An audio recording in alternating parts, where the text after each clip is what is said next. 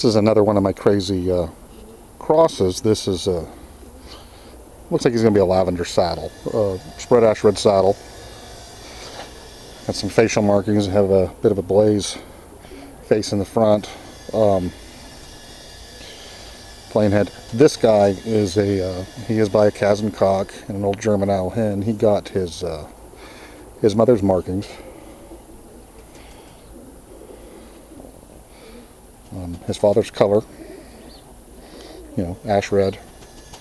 I thought I'd seen some ink spots on this little guy, which would mean he's a cock. I'm not, don't quote me on that, it may have been the other one.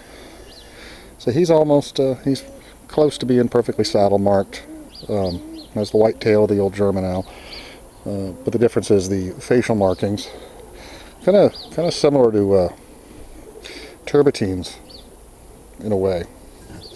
So this is another bird out of the crossbreeding project. He did not inherit the neck frill, you'll notice, of his mother. That's a recessive characteristic. Less grouse legs than the Kazan frill crosses, and I've got quite a number of these off of this pair that I've bred here in 2016 that I'm working with. And kind of a nice little bird. Has some potential of what I'm looking to do. I'll show you the clutch mate here next. This little guy is the clutch mate of the last squab that I brought out, the lavender saddle. So it's basically a red check mixed wing. Kind of an odd red check. Kind of a very open pattern on him. Now I actually have some pretty high hopes for this little bird, and I will show you why. If we turn him around, I'm going to shut this off, turn him around. Anyway, we're now looking at the other side. Now I don't know if you can, right there in the back of the head, you'll see a whorl. I don't know if you can see that. I'm going to kind of try to zoom in on that. Anyway, I don't know if you can see that whorl right there on the back of his head. We can get him to, he wants to look at us, but there is a distinct, see it right there, right on the back of his head, kind of off center to the left side, right there. Now interestingly enough, that is not a crest. His mother is shell crested, the owl is.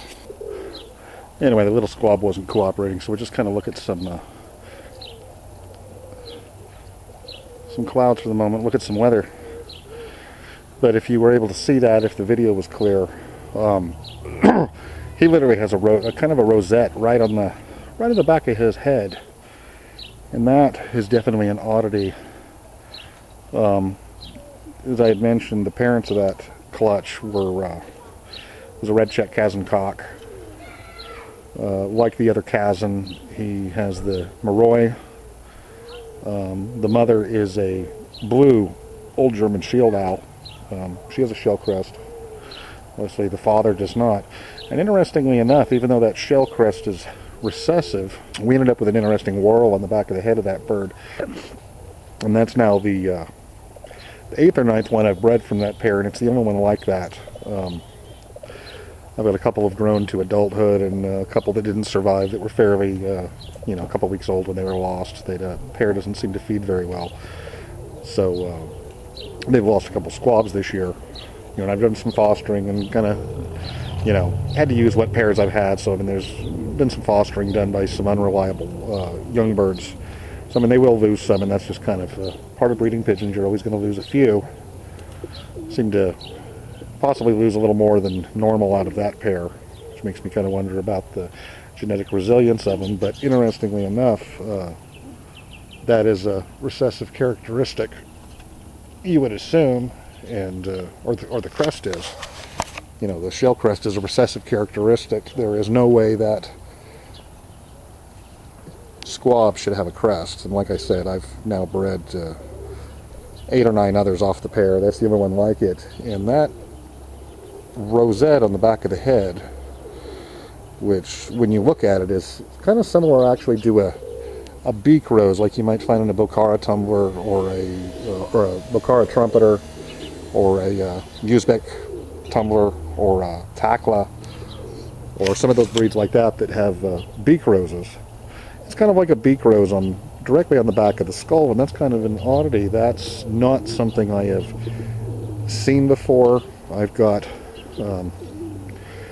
nearly 40 years in pigeons, and I've kind of dabbled in genetics for over 20 years, and I've done a lot of research into the subject. It's not something I've ever seen on any identifiable breed or in any previous genetics periodical. So that is kind of an oddity, and I'm pretty excited about that. I think that rose on the back of the head, I think that is a brand new mutation for structure that's never been documented before or has never existed before, and quite anxious about it. I'm pretty optimistic about watching that bird grow up and breeding it and doing some breeding tests, and also depending on the sex, breeding it back to a brother or a sister and seeing if there's more come out, and basically seeing if it's a recessive characteristic or a dominant characteristic or partial dominant or maybe complex.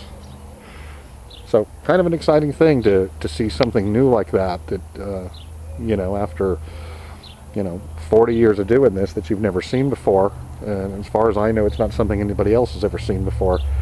Kind of an exciting thing, and that's kind of what these breed crossing projects are about. As I said, that read a lot of squabs now off that mating, and that's the only one that's been like that. So I think it's a brand new mutation, and that's exciting to have stuff like that happen. Those only come around once in kind of a blue moon, and it could be interesting. That's the sort of trait that if we can figure out what it's doing and preserve it, it could go on to create new breeds in the future, or be the subject of quite a bit of new study and figure out just what's going on and what caused it and how it's inherited and things of that nature. So needless to say, I'm excited about that as that bird grows up. So that's kind of a look at some of my crossbreeding pairs I've got going on at the moment here in beginning of July 2016. As we go on, we'll look at some more that I've read from previous rounds and some of the weird little crossbreedings I've got going on. So have a good one.